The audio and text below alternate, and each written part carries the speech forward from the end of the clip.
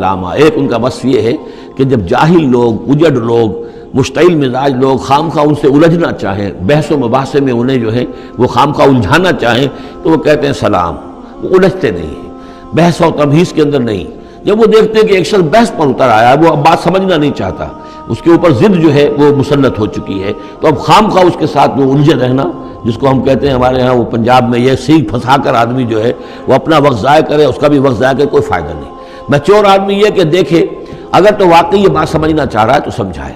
نہیں سمجھنا چاہتا، اس کی اصل میں نیت ہی نہیں ہے، تو پھر خامخواہ اس کے ساتھ الجھنے کا فائدہ نہیں۔ والذین یبیتون لربہم سجدا وقیاما، اور وہ لوگ کہ جو راتیں بسر کرتے ہیں اپنے رب کے لیے سجدے اور قیام میں۔ یہاں وہ بات بہت واضح ہو گئی، جہاں تک 5 فرض نمازیں ہیں وہ تو فرض ہیں، وہ تو تعمیر سیرت کی بنیادیں ہیں، ان کی تو مداومت کرنی ہے۔ والذین یحافظون والذین هم علی صلواتہم یحافظون، لیکن یہ لوگ جو ہیں جن کے دل آشنا ہو گئے ہوں اللہ سے، اگر یہ اللہ کے ساتھ دوستی ہو چکی ہو تو پھر یہ کہ رات کا وقت ہوتا ہے کہ جس میں وہ پھر بندہ اٹھتا ہے، کوئی دیکھ نہیں رہا ہے، لوگ سوئے ہوئے ہیں، کوئی ڈسٹربنس نہیں ہے۔ خیر ہماری تو آج کل شہری زندگی میں راتوں میں بھی ڈسٹربنس رہتی ہے، لیکن یہ کہ عام طور پر بہرحال دن کے مقابلے میں تو ایک سکون کی کیفیت ہوتی ہے، اس وقت اپنے رب سے راز و نیاز کی باتیں، کبھی اس کے سامنے کھڑے ہیں، کبھی سر بسجود ہیں۔ والذین یبیتون لربہم سجدا وقیاما والذین یقولون، اور وہ کہتے رہتے ہیں سب کے باوجود، ربنا اصرف عنا عذاب جہنم، اے رب ہمارے عذاب جہنم کو ہم سے پھیر دے، دور کر دے۔ یہ سورہ نور میں بھی ہم نے پڑھا تھا کہ وہ ساری شخصیت جو ہے بیان کرنے کے بعد وہ اس کے بعد بھی لرزاں و ترساں رہتے ہیں۔ یوما تتقلب فیہ القلوب والابصار، ڈرتے رہتے ہیں اس دن کے خیال سے کہ جس میں نگاہیں اور دل الٹ دیے جائیں گے قیامت کے دن سے۔ ان عذابہا کان غراما، یقیناً اس کا عذاب جو ہے وہ چمٹ جانے والی شے ہے۔ انہا ساعت مستقر و مقامہ، پروردگار وہ جگہ جہنم جو ہے یقیناً بہت بری جگہ ہے، مستقل قیام کے لیے بھی اور تھوڑی دیر کے لیے بھی۔ جو میں نے عرض کیا تھا کہ دنیا میں بری سے بری جگہ بھی جو ہے اس میں بھی آپ تھوڑی دیر کے لیے جائیں گے تو ریکریشن ہو جائے گی چینج کی وجہ سے، اور اچھی سے اچھی جگہ جو ہے اس میں بھی مستقل رہنا پڑے تو پھر اس کے اندر کوئی حسن اور کوئی جو ہے دلچسپی باقی نہیں رہے گی۔ تو اس کے بجائے جو جنت کا اور جنت کا تصور دیا جا رہا ہے، جنت اتنی اچھی جگہ ہے کہ مستقل طور پر رہنے کے باوجود اس کی دلچسپیوں میں، اس کی رعنائیوں میں کوئی کمی نہیں ہوگی، اور جہنم اتنی بری جگہ ہے کہ ایک لحظے کے لیے بھی کسی کا قدم وہاں گیا تو وہ اپنی پوری جو ہے سختی اس کے اوپر ظاہر کر دے گی۔ والذین اذا انفقوا لم یسرفوا ولم یقتروا وکان بین ذلک قواما، اور وہ لوگ کہ جو خرچ کرتے ہیں تو نہ تو وہ اسراف کرتے ہیں اور نہ ہی بخل سے کام لیتے ہیں، بلکہ اس کے بین اعتدال جو ہے واقعہ یہ ہے کہ دنیا کا مشکل ترین کام ہے، توازن اور اعتدال۔ ظاہر بات ہے یہ لوگ جو میچور ہیں، سمجھدار ہیں، اب ان کے ہاں یہ ہوگا کہ ان کے اس خرچ کرنے کے معاملے میں بھی اعتدال ہوگا۔ والذین لا یدعون مع اللہ الہا آخر، 3 کبیرہ گناہ وہ ہیں جیسا کہ ہم نے پڑھا ہے سورہ نساء میں بھی، ان تجتنبوا کبائر ما تنہون عنہ، تو بڑے بڑے گناہ وہ کون سے ہیں کہ جن سے اگر تم باز رہو تو باقی چھوٹے گناہ تو اللہ تعالیٰ جو ہے وہ معاف بھی کرتا رہے گا۔ اور ان میں سے سب سے بڑا تو 2 مرتبہ فرمایا شرک، اور شرک کے بعد پھر قتل ناحق اور پھر زنا، یہ 3 ہیں۔ قتل ناحق سے بھی در حقیقت تمدن کی جڑ کٹ جاتی ہے، اور زنا سے تمدن جو ہے وہ سنڈاس بن جاتا ہے، پھر اس کے اندر گندگی ہو جاتی ہے۔ تو اس حوالے سے یہ 3 چیزیں یہاں بیان کی جا رہی ہیں۔ والذین لا یدعون مع اللہ الہا آخر، وہ لوگ کہ جو نہیں پکارتے اللہ کے ساتھ کسی اور معبود کو۔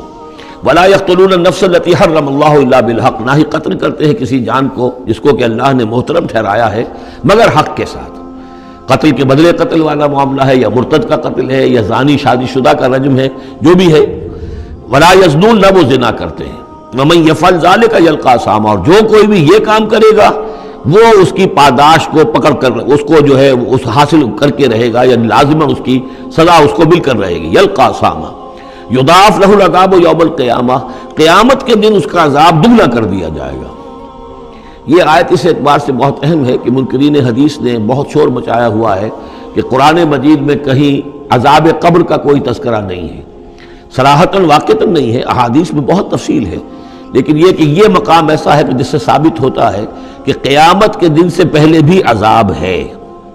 یضاعف له العذاب یوم القیامہ، دگنا کیا جائے گا ان کے لیے عذاب قیامت کے دن۔ اس کا مطلب ہے کہ عالم برزخ میں بھی ان کے لیے عذاب ہے۔ اور جو فرمایا گیا ہے کہ یہ جو قبر کا گڑھا ہے یا یہ جہنم کے گڑھوں میں سے ایک گڑھا ہے اور یا جنت کے باغیچوں میں سے ایک باغیچہ ہے، اور یا تو وہاں ایک کھڑکی کھول دی جاتی ہے جنت کی جہاں سے ٹھنڈی ہوائیں اور خوشبوئیں آتی رہتی ہیں، اور یا یہ کہ کھڑکی کھول دی جاتی ہے جہنم کی طرف جس سے آگ کی لپٹ اور گرمی جو ہے اور لو جو ہے وہ آتی رہتی ہے۔ یضاعف لہ العذاب یوم القیامہ، قیامت کے دن اس کے لیے عذاب دگنا کر دیا جائے گا، ویخلد فیہ مہانا، اور پھر وہ رہے گا اس عذاب میں ہمیشہ ہمیشہ۔ الا من تاب، ہاں استثناء ہے، استثناء یہ ہے من تابہ، جو جس نے توبہ کر لی دنیا ہی کے اندر موت کے آنے سے پہلے پہلے، مالب یا غرغر، الا من تابہ و آمن، اور ایمان لایا۔ گویا کہ جو شخص اس قسم کے گناہوں میں مبتلا ہوتا ہے چاہے وہ قانوناً کافر نہ ہو، حقیقتاً وہ کافر ہو جاتا ہے، ایمان اس کے دل سے نکل جاتا ہے، لہذا توبہ گویا کہ اثر نو ایمان لانے کے مترادف ہے۔ الا من تاب و آمن وعمل عملا صالحا، اور وہ پھر عمل کرے نیک، فاولئک یبدل اللہ سیئاتہم حسنات، تو ایسے لوگوں کی برائیوں کو اللہ تعالیٰ نیکیوں سے بدل دیتا ہے۔ اس کے دونوں معنی ہے کہ توبہ کے نتیجے میں ایک تو نامہ اعمال میں جو اندراج ہوا تھا برائی کا وہ صاف ہو جائے گا اور اس کی جگہ نیکی کا اندراج ہو جائے گا، اور یہ معنی بھی ہے کہ زندگی میں اس دنیا میں توبہ کے نتیجے میں اخلاق جو ہے وہ پاک صاف ہو جاتے ہیں، دامن اخلاق کے دھبے دھل جاتے ہیں، اور انسان کا جو دامن کردار ہے پھر صاف شفاف ہو جاتا ہے۔ وَكَانَ اللَّهُ غَفُورًا رَحِيمًا، اور اللہ تعالیٰ غفور الرحیم ہے۔ وَمَن تَابَ وَعَمِلَ صَالِحًا، اب دوبارہ تکرار کی گئی، اور جو توبہ کرے اور پھر نیک عمل کرے، فَإِنَّهُ يَتُوبُ إِلَى اللَّهِ مَتَابًا، تو وہ ہے کہ جو توبہ کرتا ہے اللہ کی جناب میں جیسا کہ توبہ کرنے کا حق ہے۔ توبہ کی تسبیحیں ہو رہی ہوں، استغفار کی تسبیحیں ہو رہی ہوں، اور آیت کریمہ کے ختم ہو رہے ہوں 1.25 لاکھ کا اور لاکھ کا، لیکن حرام خوری جوں کی توں جاری ہو، وہ سارے غلط کام ویسے کہ ویسے جاری ہوں، وہ کوئی توبہ نہیں ہے، اس کا کچھ حاصل نہیں۔ والذین لا یشهدون الزور، اور وہ لوگ کہ جو جھوٹ کے پر موجود بھی نہیں رہتے۔ جھوٹ کی گواہی والی بات نہیں ہے یہاں، لیکن جھوٹ کی گواہی تو گویا کہ اس کے اندر خود بخود امپلائڈ ہے، یعنی ان کے اندر صداقت اور حق کے ساتھ اتنی غیرت ہوتی ہے کہ جہاں کوئی جھوٹ کا گزر بھی ہو وہاں وہ اپنی موجودگی بھی پسند نہیں کرتے۔ جھوٹ کا دھندا ہو رہا ہو، جھوٹ کا کاروبار ہو رہا ہو، جھوٹ بولا جا رہا ہو، یہ وہاں پر ان کی غیرت اور حمیت جو ہے صداقت کے ساتھ اور سچ کے ساتھ وہ اتنی ہے کہ وہ وہاں موجودگی بھی اپنی برداشت نہیں کرتے۔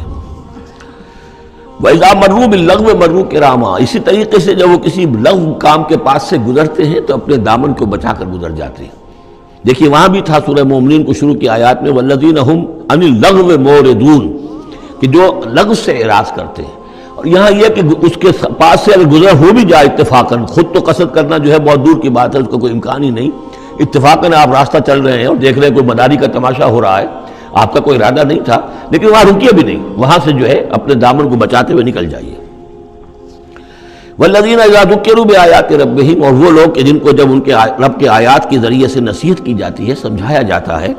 لم یخروا علیہا صما وعمیانا، تو نہیں گر پڑتے اس پر بہرے اور اندھے ہو کر۔ اس کے بھی دونوں معنی ہیں، ایک تو یہ کہ مخالفت پر اندھے بہرے ہو کر کمر کس لینا، جیسے کہ قریش کر رہے تھے، تو گویا کہ تعریض ہے، ان پر ایک طنزیہ انداز ہے یہ کہ یہ لوگ جس طریقے سے کر رہے ہیں وہ معاملہ اللہ کے بندوں کا نہیں ہوتا۔ لیکن یہ دوسری طرح یہ بات بھی ہے کہ آیات قرآنیہ کو بھی اندھے بہرے ہو کر تو نہیں پڑھنا ہے اور سننا ہے، بلکہ غور کرنا ہے۔ افلا یتدبرون القرآن ام علی قلوب اقفالها، تو کیا یہ قرآن کی آیت پر تدبر نہیں کرتے؟ وَتَدَبَّرُوا فِيهِ لَعَلَّكُمْ تُفْلِحُونَ، تدبر کرو تاکہ تم سمجھو۔ تو اس طریقے سے محض جو ہے وہ قرآن مجید کو بھی اندھے بہرے ہو کر جو ماننا جو ہے اس سے بھی بہرحال عباد الرحمن جن کی یہاں تعریف کی جا رہی ہے ان کے مقام سے وہ جو مقام ہے ان کے مرتبے سے فروتر ہے۔ وَالَّذِينَ يَقُولُونَ رَبَّنَا هَبْ لَنَا مِنْ أَزْوَاجِنَا وَذُرِّيَّاتِنَا قُرَّةَ أَعْيُنٍ، اور وہ لوگ جو کہتے ہیں کہ اے رب ہمارے، ہمیں اپنی بیویوں اور ہماری اولاد کی طرف سے آنکھوں کی ٹھنڈک عطا فرما، یعنی یہ کہ جس راستے پر ہم چل رہے ہیں ہماری اولاد ہمارے گھر والے بھی اسی راستے پر چلیں تاکہ ہماری آنکھیں ٹھنڈی ہوں۔ ایسا نہ ہو کہ میں تو اللہ کے دین کے راستے کی طرف چلنے کی کوشش کر رہا ہوں اور اولاد کسی اور طرف کو زور لگا رہی ہے، تو ایک کشاکش ہے۔ پھر یہ جو صورتحال جو ہے فرکشن گھر کے اندر پیدا ہوتی ہے، تو اللہ تو ہمیں ہمارے گھر والوں سے آنکھوں کی ٹھنڈک عطا فرما، اور آنکھوں کی ٹھنڈک ظاہر بات ہے عباد الرحمن کی کن چیزوں میں ہوگی کہ وہ بھی اللہ کے بندے بنے، اللہ کی بندگی کے راستے کو اختیار کریں۔ وَجْعَلْنَا لِلْمُتَّقِينَ إِمَامًا، اور ہمیں متقیوں کا امام بنا۔ اس کا یہ مطلب نہیں ہے کہ امامت کی طلب ہے، بلکہ یہ کہ ہم خود امام ہیں، ایک شخص اپنے گھر کا سربراہ ہے، امام ہے،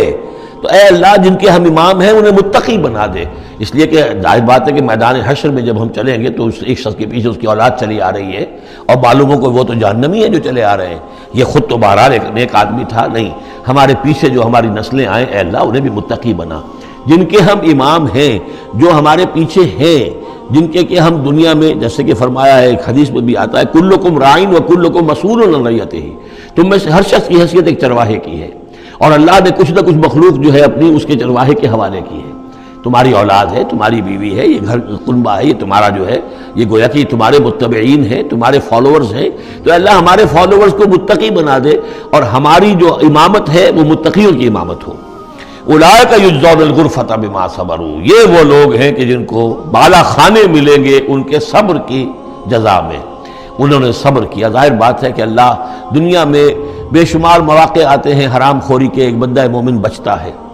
بہت سے مواقع پر اللہ تعالیٰ موقع دے کر آزما لیتا ہے کہ ذرا سی بھی اس کی اندر کمی ہو تو پھر یہ نکل جائے کسی غلط راستے کی طرف۔ انسان جو ہے صبر کرتا ہے، جذبات کو روکتا ہے، اپنی خواہشات کو روکتا ہے، شہوات کو تھامتا ہے، ان تمام چیزوں کو سنبھال کر یہ سب گویا کہ پوری زندگی صبر ہے۔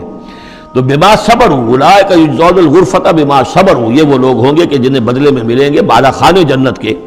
ان کے صبر کے عوض۔ وَيُلَقَّوْنَ فِيهَا، ان کا استقبال کیا جائے گا وہاں جنت میں، ان بالا خانوں میں، تحیۃ و سلاما، سلام کے ساتھ اور دعاؤں کے ساتھ۔ خالدین فیہا، وہ رہیں گے اس میں ہمیشہ ہمیش۔ حسنت مستقرا و مقاما، بہت ہی عمدہ ہے وہ جگہ، مستقر کے طور پر بھی، مستقل قیام گاہ کے طور پر بھی، اور مقامہ تھوڑی دیر کے لیے بھی۔ تو یہ گویا کنٹراسٹ ہے، جہنم کو فرمایا ساعت مستقرا و مقاما، اور جنت حسنت مستقرا و مقاما۔ قل ما یعبأ بکم ربی، اے نبی ان سے کہہ دیجئے میرے رب کو تمہاری کوئی پرواہ نہیں ہے، یہ نہ سمجھو کہ میں تمہارے پیچھے اپنے آپ کو ہلکان کر رہا ہوں، تو میرے رب کو کوئی تمہاری ضرورت ہے؟ میری یا میرے رب کی کوئی ضرورت اٹکی ہوئی ہے تمہارے بغیر، وہ بات پوری نہیں ہوگی؟ یہ چھپر تم ہی اٹھاؤ گے تو اٹھے گا ورنہ اٹھ نہیں سکتا، یہ نہ سمجھو۔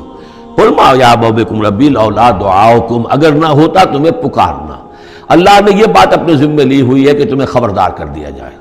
اللہ تعالیٰ وما کنا معذبین حتی نبعث رسولا، ہم عذاب نہیں بھیجتے رہے جب تک کہ رسول کو نہ بھیج دیں، اس لیے مجھے بھیج دیا ہے، میں لگا ہوا ہوں اس کے حکم سے، میں تمہاری گلیوں میں بھی تمہیں سنا رہا ہوں، تمہارے گھروں میں جا کر تم سے بات کر رہا ہوں، اکیلے اکیلے بھی بات کر رہا ہوں، ڈنکے کی چوٹ بھی کر رہا ہوں، لیکن یہ نہ سمجھو کہ کوئی اس میں میری غرض ہے یا میرے رب کی کوئی ضرورت ہے۔ قل ما یعبأ بکم ربی، میرے رب کو تمہاری پرہیزگاہ کے برابر کوئی وقت تمہاری نہیں ہے ان کے نزدیک، لولا دعاؤکم، اگر نہ ہوتا تمہارا پکارنا۔